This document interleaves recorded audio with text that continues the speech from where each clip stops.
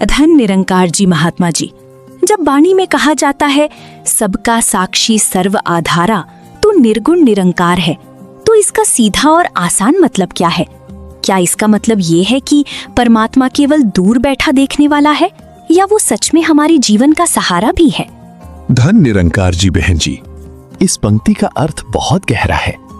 सबका साक्षी का अर्थ केवल इतना नहीं कि परमात्मा हमें देख रहा है। इसका अर्थ ये है कि वो हमारे हर विचार, हर भावना, हर परिस्थिति, हर दुख और हर संघर्ष से पूरी तरह परिचित है। और सर्वाधारा का अर्थ है कि केवल वही देखता नहीं, बल्कि उसी के सहारे ये जीवन, ये संसार, ये श्वास, ये व्यवस्था चल रही है। इसे एक बहुत सरल उदाहरण से समझिए। मान लीजिए एक छोटा बच्चा चलना सीख रहा है। बाहर से देखने वाला कहेगा कि बच्चा खुद चल रहा है, लेकिन माँ जानती है कि बच्चा गिरने वाला होता है तो वो पीछे हाथ फैलाए खड़ी रहती है। बच्चा शायद हर पल माँ को देख नहीं रहा, लेकिन उसका सहारा मौजूद है। ठीक वैसे ही मनुष्य को लगता है कि मैं ही सब कर रहा हूँ, मैं ही संभाल रहा हूँ, लेकिन सच्चाई ये है कि एक अदृश्य सहारा हर समय साथ है। एक छोटी कहानी सुनिए। एक व्यक्ति अपने जीवन में बहुत परेशान था। व्यापार में घाटा, घर में तनाव, मन में डर। वो कहता था भगवान ने मुझे अकेला छोड़ दिया। कुछ समय बाद उसने पीछे मुड़कर अपने जीवन की घटनाओं को देखा तो समझ आया कि जब जब वो टूटने वाला था, कोई ना कोई राह खुली। जब जब वो अकेला लगा, कोई ना कोई इंसान सहारा बनकर आया। जब जब अंधेरा लगा, कहीं ना कहीं से उम्मीद मिल गई। तब उसे अनुभव हुआ कि सहारा हमेशा था। फर्क सिर्फ इतना था कि वो उस समय पहचान नहीं पाया। इसलिए ये पंक्ति हमें ये समझाती है कि परमात्मा कोई दूर बैठी हुई शक्ति नहीं, बल्कि जीवन का मूल आधार है। वो केवल देखने वाला नहीं, संभालने वाला भी है। महात्मा जी, अगर परमात्मा सर्व आधारा है तो फिर जीवन में डर, चिंता और असुरक्षा क्यों बनी रहती है? अगर सहारा इतना बड़ा है तो मन बार बार कमजोर क्यों पड़ जाता है? बहन जी, ये बहुत प्रैक्टिकल और जरूरी सवाल है। सहारा होने और सहारे पर भरोसा होने, इन दोनों में फर्क है। परमात्मा का सहारा तो सबको मिला हुआ है, लेकिन मनुष्य का भरोसा उस सहारे पर स्थिर नहीं रहता, इसलिए डर बना रहता है। इसे ऐसे समझिए, किसी के बैंक में बहुत पैसा हो, लेकिन उसे पासवर्ड ही ना पता हो, तो जरूरत के समय वो गरीब जैसा ही महसूस करेगा। उसी तरह परमात्मा का सहारा हमारे जीवन में है, पर जब तक उसका ज्ञान, उसकी पहचान और उससे जुड़ाव मजबूत ना हो, तब तक मन भय में ही जीता है। एक उदाहरण लीजिए। जब बच्चा अपने पिता की उंगली पकड़कर भीड़ में चलता है तो उसे डर नहीं लगता, लेकिन वही बच्चा अगर उंगली छोड़ दे तो छोटी सी भीड़ भी उसे डरावनी लगती है। भीड़ वही है, रास्ता वही है, दुनिया वही है, बस फर्क इतना है कि पकड़ बनी रही या छूट गई। यही हालत मनुष्य की है। परिस्थितियां नहीं बदलती, लेकिन जुड़ाव बदल जाता है। एक कहानी सुनिए। एक नाव समुद्र में जा रही थी। तेज तूफान आया। नाव में बैठे लोग घबरा गए, लेकिन एक छोटा बच्चा शांत बैठा था। किसी ने पूछा, तुम डर क्यों नहीं रहे? उसने कहा, क्योंकि नाव मेरे पिता चला रही है। यही उत्तर भक्ति का सार है। डर तब कम होता है जब मन को भरोसा हो कि जीवन की नाव किसी अंधी ताकत के हाथ में नहीं, बल्कि एक दयालु परम सत्ता की व्यवस्था में चल रही है।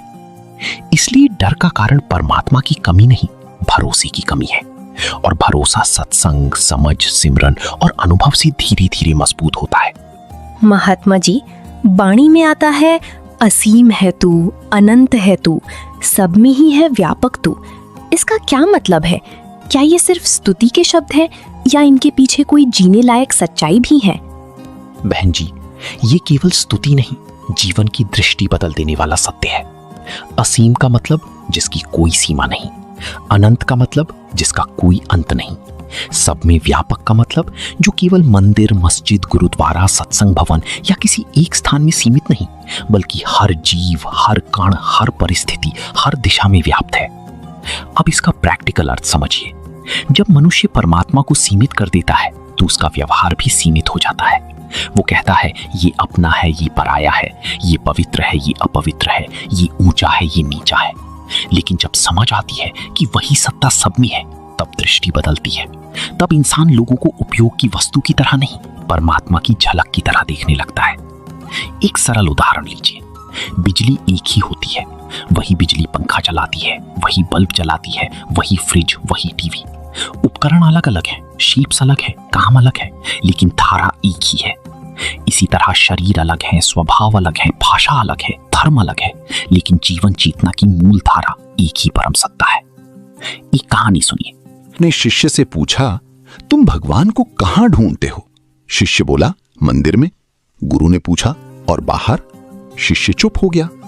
तब गुरु ने उसे सेवा में लगाया, किसी बीमार की सेवा, किसी भूखे को खाना, किसी दुखी को सांत्वना। कुछ महीनों बाद गुरु ने फिर पूछा, अब भगवान कहां मिलता है?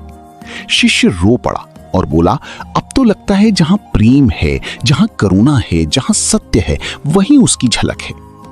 तो ये पंक्ति हमें ये नहीं सिखाती कि बस कह दो वो अनंत है, ये सिखाती है कि अपनी सोच भी सीमित मत रखो। जब परमात्मा व्यापक है तो हमारा प्रेम, हमारी करुणा, हमारी दृष्टि भी व्यापक होनी चाहिए। महात्मा जी, अगर परमात्मा सब में व्यापक है तो फिर हमें लोगों में इतना फर्क क्यों दिखाई देता है? कोई बहुत अच्छा लगता है, कोई कठोर, कोई स्वार्थी, कोई दयालु। फिर सब में वही को कैसे समझें? बहन जी, ये अंतर शरीर, संस्कार, स्वभाव और मन की परतों में है, मूल सत्ता में नहीं। जैसे एक ही सूरज की रोशनी अलग अलग खिड़कियों से अलग दिखती है। कहीं साफ कांच है तो रोशनी उजली लगती है, कहीं धूल जमी है तो धुंधली, कहीं पर्दा लगा है तो कम। क्या सूरज बदल गया? नहीं, माध्यम बदल गया।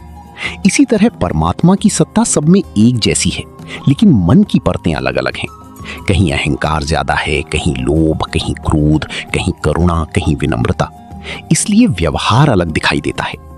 भक्ति का उद्देश्य ये नहीं कि बुराई को सही मान लिया जाए, उद्देश्य ये है कि मूल सत्ता को पहचानते हुए व्यवहार में विवेक रखा जाए। एक उदाहरण देखिए, सोना एक ही होता है, लेकिन उससे अंगूठी, हार, कंगन, मुकुट कई रूप बनते हैं। आकार बदलते हैं, कीमत का उपयोग बदलता है, लेकिन मूल तत्व सोना ही है। वैसे ही मानव रूप अलग है, गुण दोष अलग हैं, लेकिन मूल चेतना की जड़ एक ही है। एक कहानी सुनिए। एक व्यक्ति संत के पास गया और बोला, मैं लोगों से बहुत परेशान हूं, किसी में अच्छाई नहीं दिखती। संत उसे बगीचे में ले गए। वहां गुलाब भी थी, कांटी भी थी, मिट्टी भी थी। संत ने पूछा, तुझे क्या दिखाई दे रहा है? वो बोला, कांटी। संत मुस्कुराए और बोले, जिसकी नजर कांटों पर ठहरती है वो फूल की खुशबू खो देता है, लेकिन जिसका ध्यान केवल फूल पर है वो कांटों से घायल भी हो सकता है। सही दृष्टि ये है कि कांटे को जानो, फूल को भी पहचानो। इसी तरह जीवन में विवेक चाहिए। मूल परम सत्ता का सम्मान भी रहे और व्यवहार में सावधानी भी। तो सब में वही का अर्थ ये नहीं कि सबके कर्म एक जैसे हैं। अर्थ ये है कि मूल सत्ता एक है। हमें व्यक्ति के गलत व्यवहार से बचना है, लेकिन उसके भीतर की परम चेतना का अपमान नहीं करना। महात्मा जी, कारण रूप जगत का तू है, सृष्टि का संचालक तू। अगर वही संचालक है तो क्या हमारे जीवन की हर घटना पहले से तय है? फिर कर्म और जिम्मेदारी का क्या अर्थ रह जाता है? बहन जी, ये प्रश्न बहुतों के मन में आता है। परमात्मा सृष्टि का संचालक है, इसका अर्थ ये है कि उसने व्यवस्था बनाई है, नियम, संतुलन, कारण परिणाम का विधान, जीवन की धारा। लेकिन उस व्यवस्था के भीतर मनुष्य को कर्म की स्वतंत्रता भी दी गई है। यही कारण है कि हम जिम्मेदार भी हैं। इसे ऐसे समझिए, एक स्कूल का प्रिंसिपल पूरे स्कूल का संचालक होता है। वो नियम बनाता है, वातावरण देता है, शिक्षक नियुक्त करता है, व्यवस्था चलाता है। लेकिन कौन छात्र पढ़ेगा, कौन समय बर्बाद करेगा, कौन ईमानदारी से परीक्षा देगा, ये चुनाव विद्यार्थी करता है। बाद में परिणाम उसी चुनाव के अनुसार आता है। तो क्या प्रिंसिपल संचालक नहीं रहा, लेकिन विद्यार्थी की जिम्मेदारी भी खत्म नहीं हुई। एक और उदाहरण, किसान जमीन, पानी, खाद, बीज सब जुटा देता है। मौसम और प्रकृति भी अपनी भूमिका निभाते हैं। लेकिन अगर कोई खेत में गेहूं की जगह कांटे बो दे तो फसल के समय गेहूं की उम्मीद नहीं कर सकता। यही कर्म का सिद्धांत है। एक कहानी सुनिए। एक व्यक्ति हर बात पर कहता था, जो होगा भगवान करेगा। वो आलसी भी था, काम टालता भी था। एक दिन उसके गुरु ने कहा, अगर भूख लगी तो खाना भी भगवान ही खाएगा। वो बोला, नहीं, खाना तो मुझे ही पड़ेगा। गुरु बोली, बस यही समझ लो, अवसर, जीवन, श्वास, बुद्धि, नियम, ये सब उसकी देन है, लेकिन उनका उपयोग कैसे करना है ये तुम्हारी जिम्मेदारी है। इसलिए सृष्टि का संचालक का अर्थ ये नहीं कि मनुष्य कठपुतली है। अर्थ ये है कि हम एक दिव्य व्यवस्था के भीतर जी रहे हैं। वो नियमों का रचयिता है, लेकिन कर्म का चयन हमारा है। और भक्ति का काम है हमें ऐसा विवेक देना कि हम सही कर्म चुनें। महात्मा जी, वाणी में आता है सच्चिदानंद विराट स्वरूपा, पूर्ण से भी पूर्ण तू। ये बहुत सुंदर लगता है, लेकिन इसे साधारण जीवन से जोड़कर कैसे समझे? सच्चिदानंद आखिर अनुभव में क्या बनता है? बहन जी, सच्चिदानंद 3 शब्दों का खजाना है। सत्य, जो सदा सत्य है, बदलता नहीं। चित्त, जागरूक चेतना, जीवंत बोध। आनंद, ऐसा सुख जो किसी वस्तु, व्यक्ति, परिस्थिति, तारीफ, उपलब्धि पर निर्भर न हो। अब इसे प्रैक्टिकल लाइफ में समझते हैं। हम आमतौर पर खुशी को बाहर ढूंढते हैं। काम अच्छा हो जाए, लोग हमें सराहें, पैसा आ जाए, मन की चीज मिल जाए, तब खुशी। लेकिन यह खुशी टिकती नहीं, इसलिए थोड़ी देर बाद फिर मन खाली हो जाता है। सच्चिदानंद वो स्थिति है जहां आनंद किसी बाहरी घटना से पैदा नहीं होता, बल्कि भीतर के जुड़ाव से उपजता है। एक सरल उदाहरण, अगर कमरे में सुगंध की एक शीशी रखी हो और उसका ढक्कन बंद हो तो सुगंध बाहर नहीं आएगी। जैसे ही ढक्कन खुलता है, खुशबू फैलने लगती है। आनंद बाहर से नहीं आता, वो तो भीतर के सत्य से जुड़ने पर प्रकट होता है। हमारी भीतर भी सच्चिदानंद का स्रोत है, लेकिन मन की बंद परतें, अहंकार, डर, अपेक्षाएं, तुलना, लालच इस ढक्कन की तरह काम करती हैं। एक कहानी सुनिए। एक आदमी सारी जिंदगी ये सोचता रहा कि बस ये मिल जाए तो मैं खुश हो जाऊंगा। अच्छी नौकरी, बड़ा घर, लोगों की वाहवाही, हर चीज मिली, लेकिन कुछ दिन बाद वो फिर बेचैन हो जाता। एक दिन वो एक संत के पास गया। संत ने उसे पानी का ग्लास दिया और उसमें मुट्ठी भर नमक डाल दिया। बोले, पीकर बताओ। उसने चखा और कहा, बहुत खारा है। फिर संत उसे झील के पास ले गए, उतना ही नमक झील में डाला और बोले, अब पानी पियो। उसने पिया और कहा, ये तो मीठा है। संत बोले, दुख, कमी, तनाव जीवन में नमक की तरह आएंगे ही। फर्क गिलास और झील का है। जिसका मन छोटा है वो थोड़ा नमक भी नहीं सह पाता। जिसका मन परमात्मा से जुड़कर विस्तृत हो गया, उसमें वही नमक घुल जाता है। यही विराट और पूर्ण का अर्थ है। जब मन परमात्मा की विशालता से जुड़ता है, तब जीवन की छोटी छोटी घटनाएं हमें पूरी तरह तोड़ नहीं पाती, और यही सच्चिदानंद की शुरुआत है। महात्मा जी, अगर परमात्मा अजन्मा और अविनाशी है, तो इस सत्य को जानने से हमारे जीवन में क्या बदलना चाहिए? ये केवल दार्शनिक बात है या इससे डर, मोह और बेचैनी पर भी असर पड़ता है? बहन जी, इससे बहुत बड़ा बदलाव आता है। जब मनुष्य हर चीज को केवल शरीर, वस्तु और अस्थायी रिश्तों के आधार पर देखता है, तब वो डर में जीता है। खोने का डर, टूटने का डर, बिछोड़ने का डर, मरने का डर। लेकिन जब समझ आता है कि अजन्मा है, अविनाशी है, नित्य है, तब जीवन को देखने का नजरिया गहरा हो जाता है। इसका अर्थ ये नहीं कि दुख नहीं होगा, होगा। इंसान रोएगा भी, टूटेगा भी, याद भी आएगी, लेकिन भीतर कहीं एक स्थिर समझ भी रहती है कि सत्य केवल बदलते हुए रूप नहीं है, सत्य उससे गहरा है। एक उदाहरण, बच्चा समुद्र किनारे रेत का घर बनाता है और टूटने पर रो पड़ता है। उसके लिए वही पूरा संसार था, लेकिन बड़ा व्यक्ति जानता है कि रेत का घर टिकने वाला नहीं। क्या वो बच्चे की भावना का मजाक उड़ाता है? नहीं, पर उसकी समझ अधिक है। इसी तरह भक्ति जीवन की घटनाओं को छोटा नहीं बनाती, लेकिन हमें उनके पार देखने की दृष्टि देती है। एक कहानी सुनिए। एक महिला ने अपने जीवन में बहुत बड़ा नुकसान झेला। वो बार बार पूछती थी, अब मैं कैसे जीऊं? एक संत ने उससे कहा, जिसे तूने खोया वो रूप था। प्रेम की जड़ और चेतना की सत्ता नष्ट नहीं होती। ये बात उसे तुरंत नहीं समझ आई, लेकिन धीरे धीरे जब वो भक्ति में बैठी, सेवा में लगी, सत्संग में रही, तो उसे अनुभव होने लगा कि बिछड़न सच है, आंसू सच है, लेकिन परम सत्य केवल मृत्यु नहीं है। उस समझ ने उसके शोक को मिटाया नहीं, पर उसे सहने की शक्ति दे दी। यही अविनाशी का प्रैक्टिकल असर है। मन जानने लगता है कि जो परम सत्य है वो समय से परे है, और जब परमात्मा को ऐसा जाना जाता है, तब मनुष्य जीवन को अधिक विनम्रता, अधिक जागरूकता और अधिक साहस से जीता है।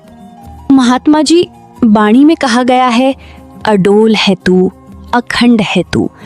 अगर परमात्मा इतना स्थिर है, तो भक्ति करने वाले का मन भी स्थिर क्यों नहीं रहता?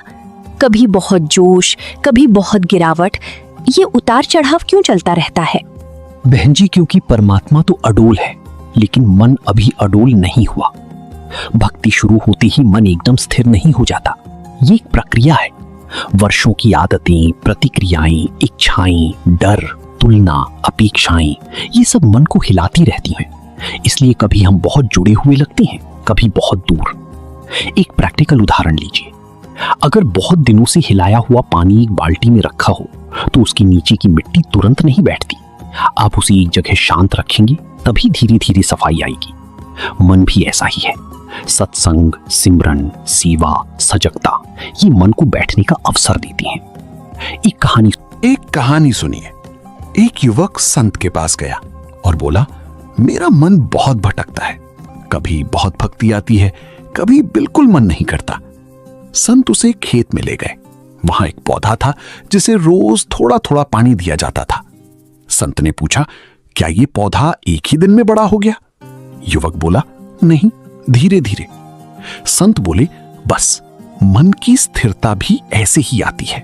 रोज थोड़ा थोड़ा जोड़ो, रोज थोड़ा थोड़ा संभालो। समस्या यह है कि हम तुरंत परिणाम चाहते हैं। हम सोचते हैं, आज समझ आया, कल से मन पूर्ण शांत हो जाएगा। लेकिन आध्यात्मिक जीवन खेती की तरह है, मशीन की तरह नहीं। बीज डालो, पानी दो, धूप लगे, मौसम बदले, तब फल आता है। तो अडोल परमात्मा का गुण है और भक्ति का मार्ग ये है कि हम उस अडोल सत्ता से जुड़कर अपने हिलते हुए मन को धीरे धीरे स्थिर करना सीखें। ये एक दिन का काम नहीं, लेकिन हर दिन का काम जरूर है। महात्मा जी, वाणी में आता है, अभेद है तू, अच्छेद है तू। इसका सीधा मतलब क्या है? क्या ये सिर्फ ये बताता है कि परमात्मा को काटा या बांटा नहीं जा सकता, या इसके पीछे कोई जीवन जीने का तरीका भी छुपा है? इसलिए जो उससे जुड़ता है उसके भीतर भी एक अटूट ताकत आ जाती है।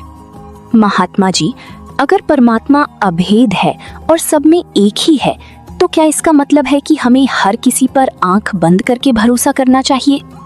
बहन जी, ये बहुत महत्वपूर्ण स्पष्टता है। सब में वही है का अर्थ ये नहीं कि हर व्यक्ति का व्यवहार भी सही है। भक्ति हमें समझ प्लस करुणा प्लस विवेक तीनों देती है। एक उदाहरण देखिए। बिजली हर जगह एक जैसी है, लेकिन अगर तार टूटे हुए हों तो आप उसे सीधे हाथ नहीं लगाते। आप जानते हैं कि ऊर्जा एक है, पर माध्यम खराब हो सकता है, इसलिए सावधानी रखते हैं। इसी तरह हर व्यक्ति में परमात्मा की सत्ता है, लेकिन हर व्यक्ति का व्यवहार, सोच, संस्कार एक जैसे नहीं है। इसलिए हमें उसके भीतर की सत्ता का सम्मान करना है, लेकिन उसके गलत व्यवहार से खुद को बचाना भी है। एक कहानी सुनिए। एक संत नदी किनारे बैठे थे। एक बिच्छू बार बार पानी में गिरता और संत उसे बाहर निकालते और वो डंक मार देता। किसी ने पूछा, आप इसे बचाते क्यों हैं जबकि ये आपको चोट देता है? संत बोले, इसका स्वभाव डंक मारना है और मेरा स्वभाव बचाना। मैं अपना स्वभाव क्यों छोड़ दूं? लेकिन साथ ही संत ने अगली बार उसे लकड़ी से उठाया, यानी करुणा भी रही और विवेक भी। तो अभेद हमें प्रेम और समान दृष्टि देता है, लेकिन विवेक हमें सुरक्षित और संतुलित रखता है। उसे लकड़ी से उठाया, यानी करुणा भी रही और विवेक भी। तो अभेद हमें प्रेम और समान दृष्टि देता है, लेकिन विवेक हमें सुरक्षित और संतुलित रखता है।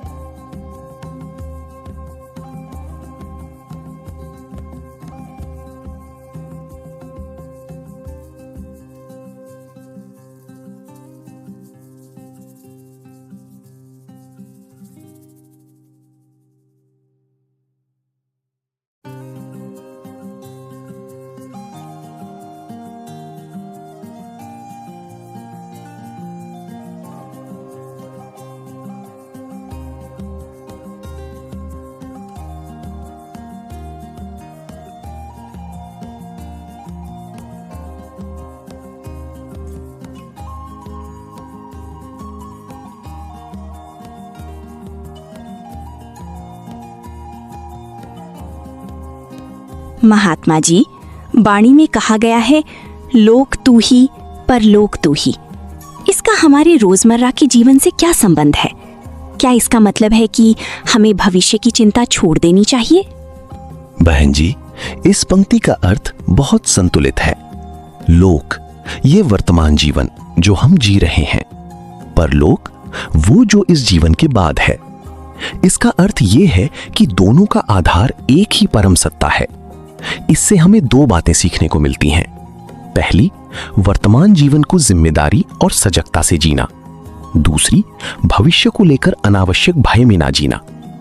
एक उदाहरण से समझिए। अगर किसी विद्यार्थी को यह भरोसा हो कि उसका शिक्षक ईमानदार और न्यायपूर्ण है, तो वो परीक्षा की तैयारी भी करेगा और परिणाम को लेकर घबराएगा भी नहीं। लेकिन अगर उसे व्यवस्था पर भरोसा ही ना हो, तो वो या तो लापरवाह हो जाएगा या अत्यधिक चिंतित। एक कहानी सुनिए। एक बुजुर्ग व्यक्ति अपने बेटे से कहता था, आज का काम ठीक से कर, कल अपने आप ठीक हो जाएगा। बेटा हमेशा भविष्य की चिंता में रहता था। एक दिन बुजुर्ग उसे खेत में ले गया और बोला, अगर तू आज बीज ही न डाले और केवल फसल की चिंता करता रहे तो क्या होगा? बेटे ने कहा, कुछ नहीं उगेगा। तब पिता ने कहा, बस यही जीवन का नियम है, आज को सही कर, कल अपने आप संभल जाएगा।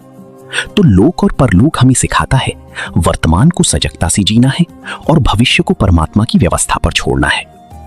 महात्मा जी, आर तू ही पार तू ही, ये सुनने में बहुत सुंदर लगता है, लेकिन इसे अनुभव में कैसे लाया जाए? क्या इसका मतलब है कि हर शुरुआत और हर अंत में परमात्मा को देखना? बहन जी, आपने बिल्कुल सही समझा। आर मतलब शुरुआत, पार मतलब अंत। इसका अर्थ है कि जीवन की हर यात्रा शुरुआत से अंत तक उसी के सहारे चल रही है। अब इसे प्रैक्टिकल लाइफ में देखें। जब हम किसी काम की शुरुआत करते हैं तो अक्सर अपने ऊपर भरोसा करते हैं, मैं कर लूंगा। और जब अंत आता है तो या तो गर्व आता है या पछतावा। लेकिन अगर शुरुआत में भी स्मरण हो और अंत में भी समर्पण हो तो जीवन संतुलित हो जाता है। एक उदाहरण, जब कोई ड्राइवर लंबी यात्रा पर निकलता है तो वो गाड़ी स्टार्ट करते समय भी सावधान रहता है और अंत तक स्टीयरिंग संभालता है। अगर वो शुरुआत में ही केयरलेस हो जाए या अंत में ध्यान छोड़ दे तो दुर्घटना हो सकती है। एक कहानी सुनिए। एक कारीगर हर काम शुरू करने से पहले कहता था, ये काम तेरे भरोसे, और जब काम पूरा होता तो कहता था, ये भी तेरी कृपा। किसी ने पूछा, तुम ऐसा क्यों कहते हो? उसने कहा, इससे मैं बीच में अहंकार नहीं आने देता और अंत में निराशा भी नहीं आती। तो आर और पार का अर्थ है, शुरुआत में अहंकार ना आए, अंत में पछतावा ना आए, बीच का सफर संतुलन में रहे। महात्मा जी, दो जहां की सच्ची सरकार तू ही। अगर असली सत्ता परमात्मा की है तो फिर इंसान इतना कंट्रोल और पावर क्यों चाहता है? बहन जी, क्योंकि इंसान भूल जाता है कि वो मालिक नहीं, माध्यम है। अहंकार उसे ये विश्वास दिलाता है कि सब मेरे कारण हो रहा है। एक कहानी सुनिए। एक राजा अपने साम्राज्य पर बहुत गर्व करता था। एक संत उसके पास आए और उसे एक दिन के लिए आम आदमी की तरह जीने को कहा। उस दिन उसे समझ आया कि असली ताकत केवल कुर्सी में नहीं बल्कि उस व्यवस्था में है जो सबको चलाती है।